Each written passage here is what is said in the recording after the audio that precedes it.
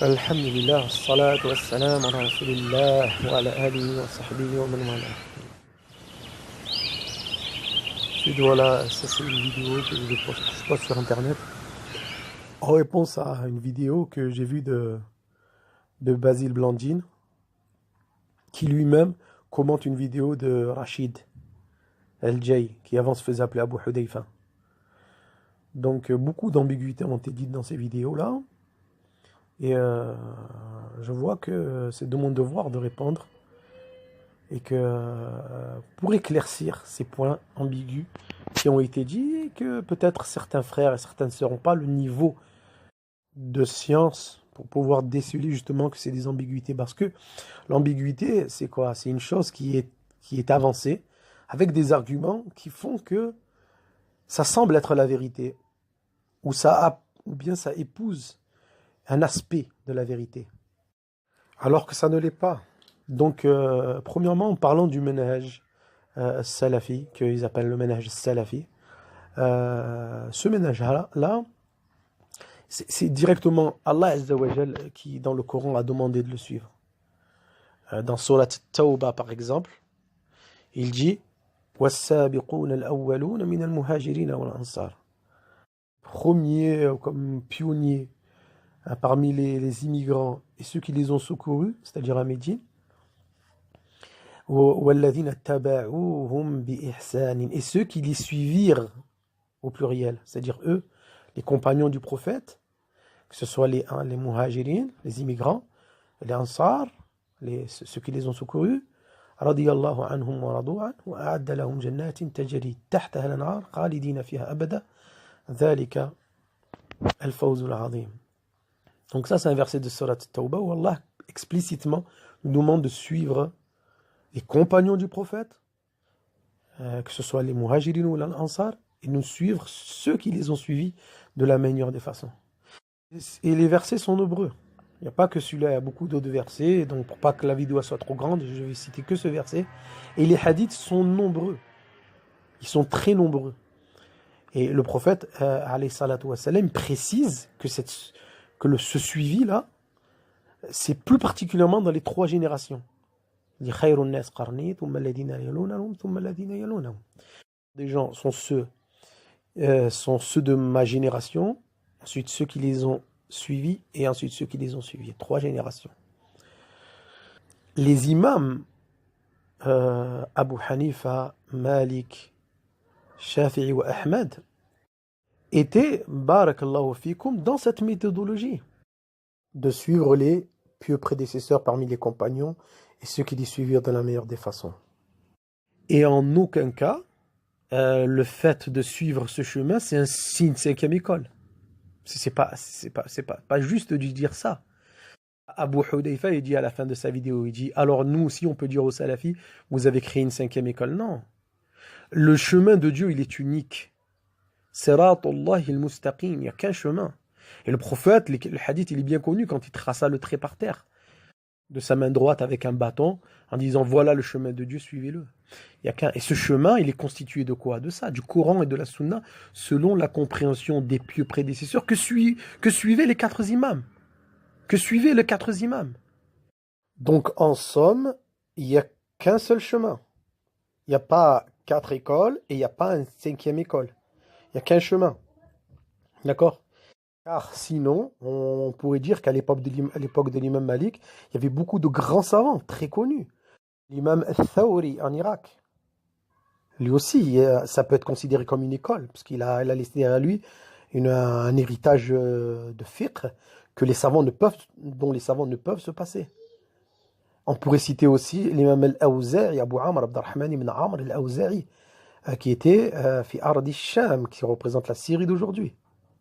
Pareil, c'est exactement à la même époque que l'imam Malik. Il n'y a pas de différence entre l'imam Malik et ces 2 imams-là.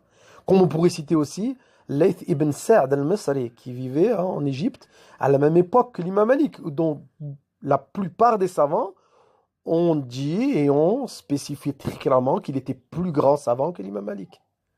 Layth ibn Sa'd al-Misri.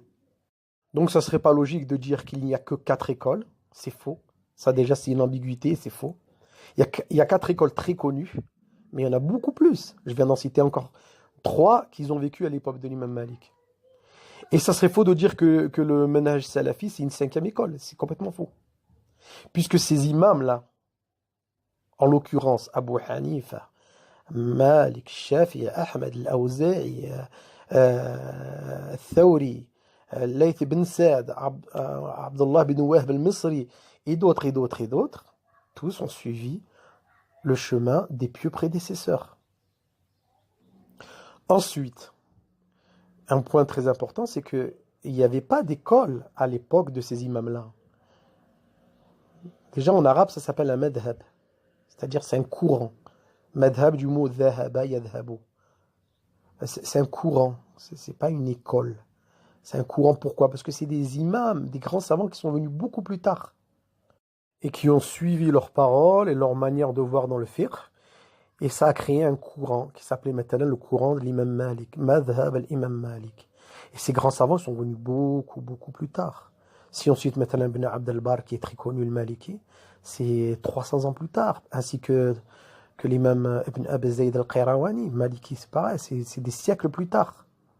Quand on suit Talamanki, ou bien Ibn Zaminin, ou bien le Qadi Iyad, tous ces grands savants de l'imam du Madhab Malik, c'est venu beaucoup plus tard. C'est pas à l'époque des plus prédécesseurs dont le prophète alayhi sallam a cité dans le hadith Khayrun nas qarni thumma alladhina yalunahum. Des gens de ma génération ainsi que les gens qui les ont suivis. Les gens qui les suivirent à leur tour. À l'époque de ces imams-là, il n'y avait pas d'école. Il n'y avait pas d'école. Les écoles sont venues beaucoup plus tard. À un moment donné, Basile, il dit que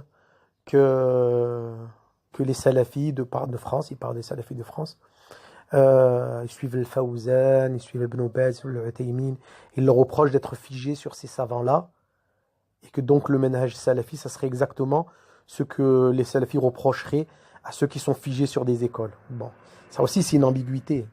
Je sais pas si c'est par inadvertance ou autre, mais en tout cas c'est une ambiguïté qui est fausse. Pourquoi? Parce que ce qui nous intéresse, nous autres, les musulmans, c'est de chercher la satisfaction d'Allah. C'est de connaître la chose à la source. Est-ce que Albani, Ibn Baz, Al-Uthaymin, Al-Fawzan qui ont été cités dans ces vidéos, est-ce qu'ils demandent aux gens de les suivre eux en dehors des écoles? C'est une question que je pose à Basile et au frère Rachid. Est-ce qu'une seule fois on demandait les grands savants comme Ibn Baz et ceux qui ont été cités de se figer sur eux? Jamais de la vie. Non seulement ils demandent de ne pas se figer sur eux, mais de ne se figer sur aucune école. Quelle que soit cette école. Comme on a vu, il y en a beaucoup plus que 4. Et ensuite, une autre ambiguïté. Il dit, Basile, il dit que c'est la forteresse. Il rapporte ça de certains savants que ce serait la forteresse de l'islam, les 4 écoles. Mais les 4 écoles, il faut savoir qu'elles ont été en accord sur des choses qui étaient faux. Comme le fait de divorcer sa femme en disant tu es répudié 3 fois et que le divorce se verra appliqué. Les 4 écoles sont en accord sur ça, alors que c'est faux. Donc comment pourrait-on se figer sur une des écoles quand les 4 écoles peuvent être en tort sur un point de la religion? D'accord? Ça, c'est un exemple qui est donné pour montrer que il est strictement interdit de se figer sur n'importe quelle école ou bien n'importe quel courant de pensée. N'est-ce pas que l'imam Abu Hanifa lui-même, alayhi rahmatullah, il dit إذا قلت قولا يخالف كتاب الله وخبر الرسول عليه الصلاة والسلام فاتركوا قولي. Si je dis une chose qui est en contradiction avec le livre de Dieu et la sunna de son messager, alors délaissez ma parole. Ainsi que l'imam Malik, il dit كلنا يؤخذ منا ويراد إلا صاحب هذا القبر ويشير إلى قبر الرسول. Il dit chaque savant, on prend de lui et on rejette. Sauf la personne qui est dans cette tombe en montrant la tombe du prophète salawatullahi wa salamu alayhi. Et c'est ainsi que l'imam Shafi'i aussi pareil.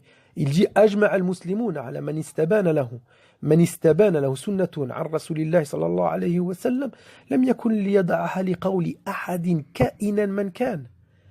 L'ensemble des musulmans sont en accord pour dire que quand une sunna est apparue à quelqu'un, il n'a pas le droit de la délaisser pour la parole d'une personne, qui que soit cette personne. Et l'imam Ahmed lui-même, il dit لا تقلدني ولا تقلد مالكا ولا الشافعي ولا الأوزاعي ولا الثوري وخذ من حيث أخذوا. Il dit ne me prends pas moi en exemple, ni l'imam Malik, ni l'imam Shafi'i, ni l'imam al-Awza'i, mais prends de eux d'où eux ont pris. C'est-à-dire du Coran, de la Sunna et du chemin des pieux prédécesseurs.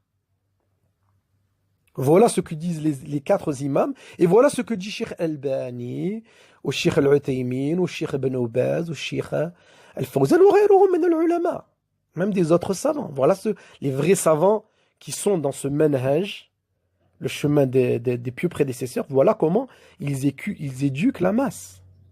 Et ça, il faut le dire. Pourquoi vous jugez des savants selon les erreurs de ceux qui les suivent? Dites-toi, les jeunes de France, ils disent Fawzan, si tu ne suis pas Fawzan, ça y est, t'es un égaré. Mais parce qu'il est jeune et il a grandi dans un contexte hors du contexte islamique. Son comportement, il est erroné par rapport à l'endroit où il vit. Donc on ne doit pas juger la religion d'Allah Azza wa Jal par rapport à ce que font des brebis égarées, si je peux me permettre l'expression. Ça reviendra au fait de juger l'islam en fonction de ce que font les musulmans ou bien certains musulmans dans le monde. On est tous d'accord que c'est injuste, ça. Ensuite, Basile, il dit, on va pas laisser l'imam Malik pour un hadith authentifié par Cheikh Al-Albani au XXe siècle. Ça contredit l'imam Malik lui-même, qui dit Ida sahha al-hadith fa huwa madhhabi. Il dit quand le hadith est authentique, alors le voilà mon chemin à moi. Et ça, c'est une parole qui est rapportée de l'imam Malik, comme les autres savants l'ont dit. Comme l'imam Ahmed, comme l'a dit Shafi'i, comme l'a dit Ahmed. C'est pour ça que j'essaie de dire que c'est des gens qui ont suivi ce chemin-là. Il vient au XXe siècle lui aussi, ce Basile, et il dit non, on suit l'imam Malik et on délaisse la parole du prophète. Non, ça c'est faux. Si tu t'en remets à l'imam Malik, c'est faux, déjà. Et si on s'en remet au prophète lui-même, c'est faux. Et si on s'en remet au Coran, c'est faux. Ensuite, le fait de s'accrocher à une école, il est vrai que certains savants le permettent. C'est dans un état d'esprit d'étude et de progression dans la religion. Il y a certains savants qui sont plus souples sur cette question, le permettent. Il n'y a pas de mal à étudier le madhab de l'imam Malik, par exemple, ou bien le madhab de l'imam Ahmad ibn Hanbal ou autre, pour progresser dans la religion. Mais une fois que le dalil est apparu, il faut délaisser l'école. Car les savants, qu'Allah leur fasse miséricorde et que Allah les protège, sont comme des étoiles. Les étoiles, on se guide avec l'étoile, on ne se dirige pas vers l'étoile.